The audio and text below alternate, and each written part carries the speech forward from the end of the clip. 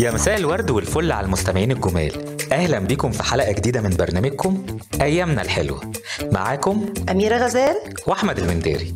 في البداية أنا حابة أشكر حضراتكم على دعمكم والكومنتات الإيجابية اللي فعلا بتفرق معانا كتير. وموضوع حلقتنا النهاردة بعنوان حس بيا يحس بيك ربنا. حس بيا يحس بيك ربنا. الجمله دي اتقالت في فيلم اكس لارج بتاع احمد حلمي. الراجل الشحات اللي كان كل شويه يطلع له ده، كنت دايما اضحك على المشهد ده على فكره ويعدي عادي كده. لكن الاسبوع اللي فات ده وانا بتفرج على الفيلم كده سمعت الجمله بشكل تاني خالص.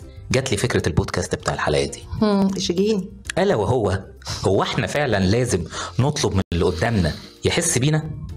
خدي عندك مثلا الزوج يعني يحس بزوجته، والزوجه تحس بزوجها، والاب بولاده، والولاد بأبوهم، والمدير بالموظفين، والمدرب باللاعب، والمدرس بالطالب. حاجات كتير قوي ياما. ياه، بص تعالى لي بقى في ملعبي يا هندسة، جلسة كوتشنج مجاني ليك وللسادة المستمعين. يا ريت والله.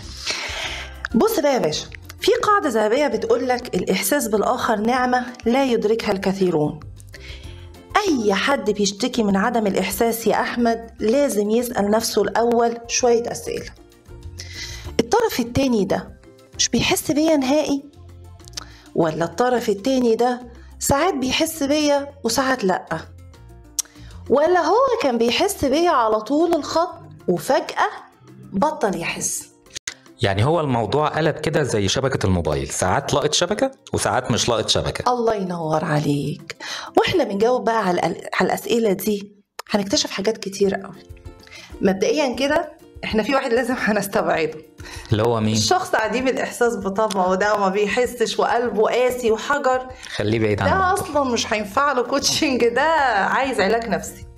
والله بالظبط زي الشخص البخيل كده اللي بطبعه، عارفة، بخيل في الفلوس اللي بيطلعها من جيبه والمشاعر اللي بيطلعها من قلبه كمان. ده زيه بالظبط. الله ينور عليك. بالظبط كده.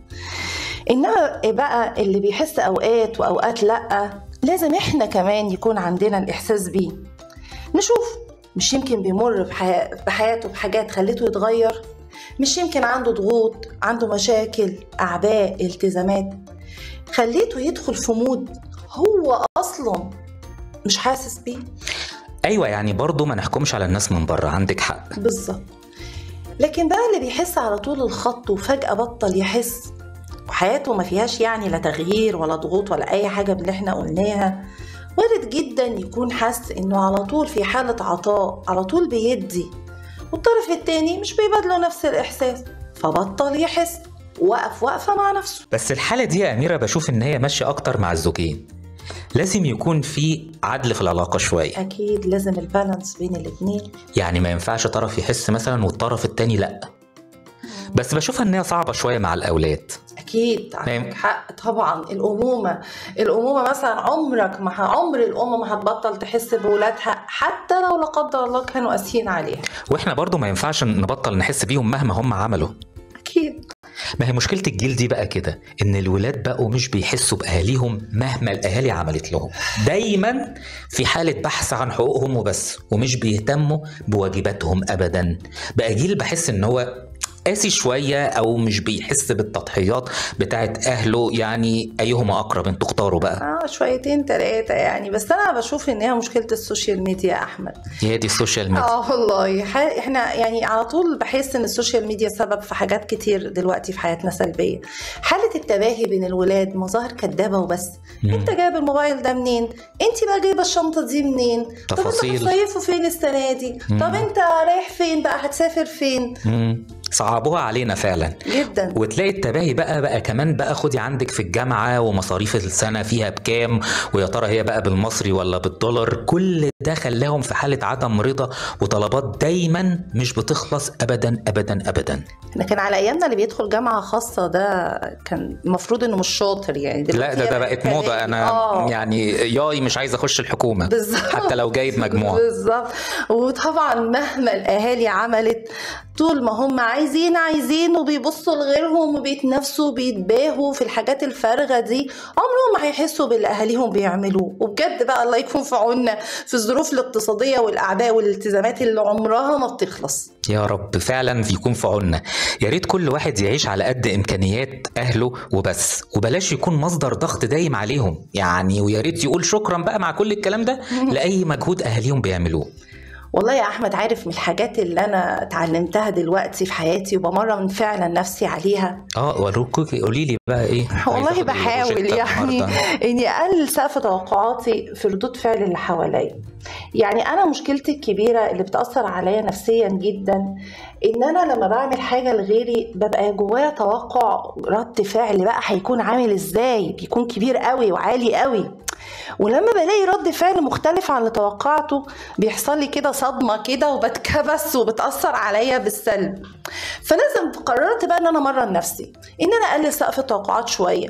لقيت رد الفعل عادي، تمام، اديني متوقعة. لقيته كبير، سعادتي كمان بتكون اكبر. والله حلوة الفكرة دي قوي يا أميرة، تصوري فعلا عندك حق. فكرتيني بحاجة مرة كده من كام شهر، واحدة صاحبتي كلمتني واتصلت بيا وهي كانت بتعيط يعني قلت لها خير بس كفى الله الشر فيه ايه. قالت لي بنتي كانت محتاجة موبايل ايفون، وللأسف صاحبتي دي جت على نفسها ودخلت جمعيات وزنقت نفسها وعملت كل ده علشان تجيبه. وهي بقى راجعة في السكة كده متخيلة ان بنتها بقى هتطير من الفرحة اول لما تشوف الايفون ان هي بقى لها فترة عايزاه. دخلت عليها الأوضة، ايوه، بنتها خدت الموبايل كده اهو منها، أيوة، وقالت لها كلمة واحدة بس، شكرا، وسابتها وقامت مشغولة بالموبايل. وكان الله بالسر عليم. تخيلي مدى الإحباط اللي حصل لصاحبتي من الموقف ده. يعني صراحة سقف التوقعات وقع عليها ومش لاقيين حد يشيله والله العظيم. حاسة بيها. بس هي لو كانت قللت من سقف التوقعات شوية وطول الطريق كده وهي ماشية ممهدة لنفسها انه يعني ما بنتها لو كان رد فعلها عادي ما كانتش هتتصدم الصدمة الكبيرة دي. بص يا احمد، والله وكده كده كله عند الله، واللي عند ربنا عمره ما بيضيع، صدقني. عارفة برضو من الصدمات اللي في الحياة عدم التقدير برضو. لو المدير مثلا الموظفين بتوعه، لو المدير قال للموظف بتاعه شكرا على مجهود او حاجه كويسه هو عملها، هل مثلا الموظف ده مش هيجي الشغل تاني مثلا، ولا هيتغر بقى وخلاص ما حدش هيعرف يكلمه؟ برضه بحسها ان هي فيها ايه، تعالي شويه من المدير، ان هو خايف لحسن الموظف ده يخطف منه الاضواء.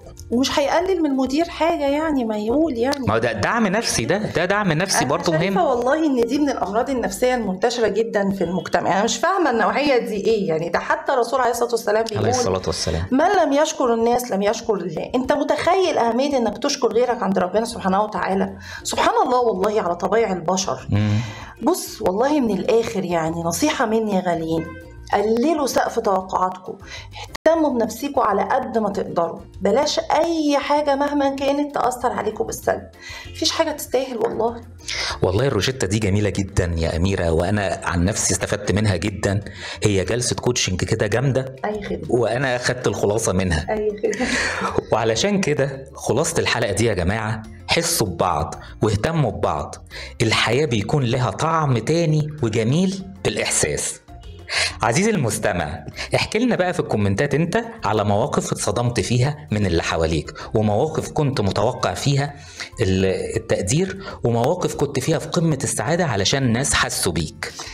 ويا رب نشوفكم على كل خير في حلقة جديدة وموضوع جديد من برنامجكم أيامنا الحلوة.